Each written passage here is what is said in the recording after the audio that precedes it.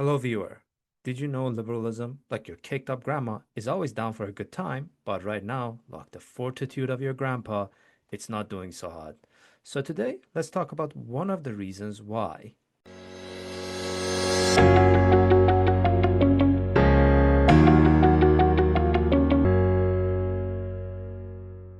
So why does it feel like everything is going to crap? Well, depending on who you ask, you get a different answer. In this video, I want to talk about factionalism as one of the reasons. Factionalism is when a group of like-minded individuals come together and work for their personal gain at the expense of the country and the political establishment. As James Madison, the chattest of all founding fathers, defines factionalism in Federalist 10, by a faction, I understand a number of citizens, whether amounting to a majority or a minority of the whole, who are united and actuated by some common impulse of passion or of interest adverse to the right of other citizens, or to the permanent and aggregate interests of the community. Factions are rarely, if ever, good for politics or society. Factions are particularly nefarious because of all political problems liberalism faces.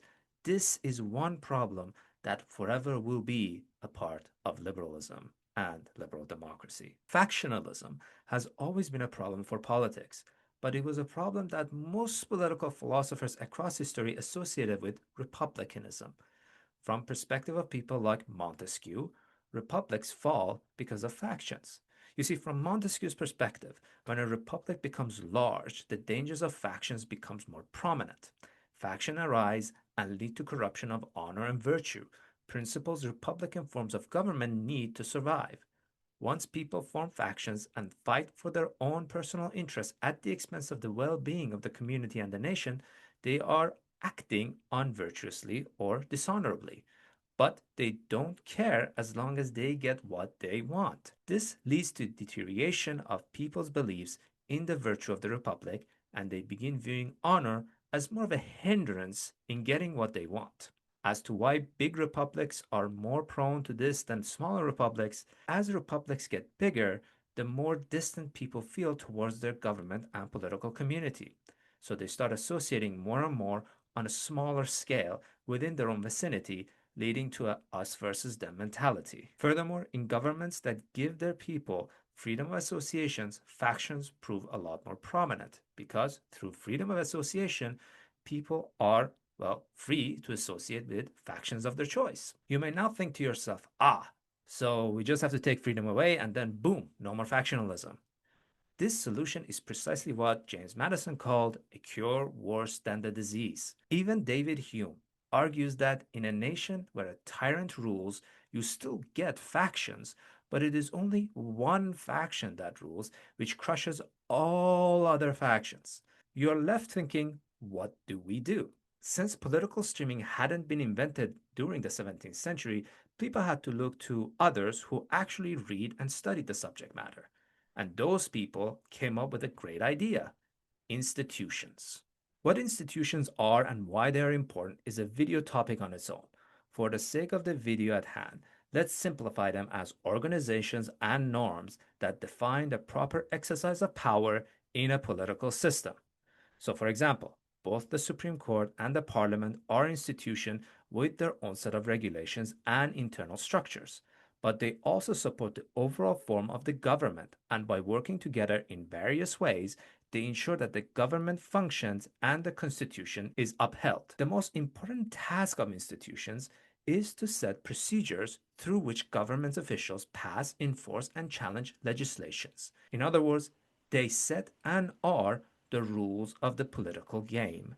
You can't just have government officials, or citizens for that matter, do whatever they want willy nilly.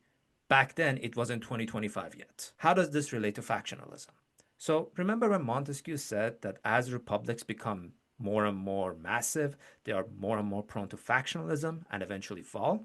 Well, drawing from David Hume's essay, The Idea of a Perfect Commonwealth, Madison argued that if you have a massive country, you can arrange institutions in a way that every group's interests will have a counterbalance to it through other institutions. In other words, rather than relying on things like honor or virtue, republics should rely on the more fundamental elements of our human nature, specifically the desire to be honored by our fellow citizens. Ambition must be made to counteract ambition. Because you will have a massive country, factions will have a hard time coming together, and as a result, there will be a lot of factions fighting for political power. The only means for factions to use their political power is, well, to occupy places of power. But if you were to arrange institutions in a way that none of these factions can gain absolute power due to divisions and sheer numbers, you may even be able to channel their energy in a productive way, like, for example, reaching political compromise. Let's say you have two institutions, each occupied by a different faction. If each of these factions wants more power, they have to abide by the other's institutional rule, which means one institution counters the power of another institution, not due to altruism or honor, but due to selfish interest or a desire for power. So now, whichever faction is in power has to compromise with other factions in power. The process may be tedious and contentious, but at the end of the day, it keeps factional power in check and can make sure governments remain stable.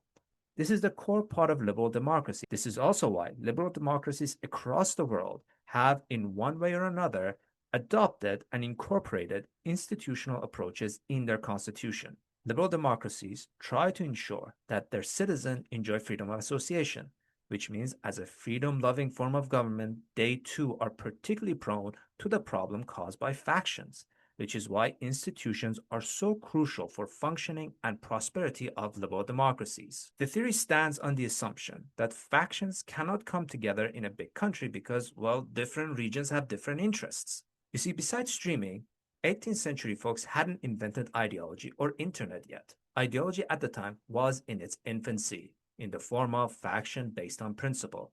So the political gravity of ideological cohesion had not been experienced yet.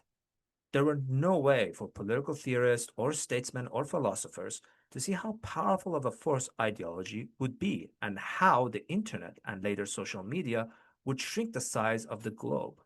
Nowadays, not only you can find ideological allies in different parts of a nation, you may even champion the cause of other nations that do not directly affect you on a personal level because of the internet.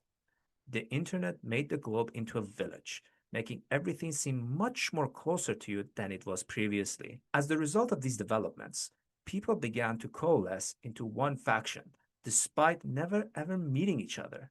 This makes the institutional model difficult to maintain because if people can come together on a massive scale under one ideology, then you can theoretically have one faction that share the same ideology occupy most of the government's institutions. When that happens, institutions can't really balance each other anymore.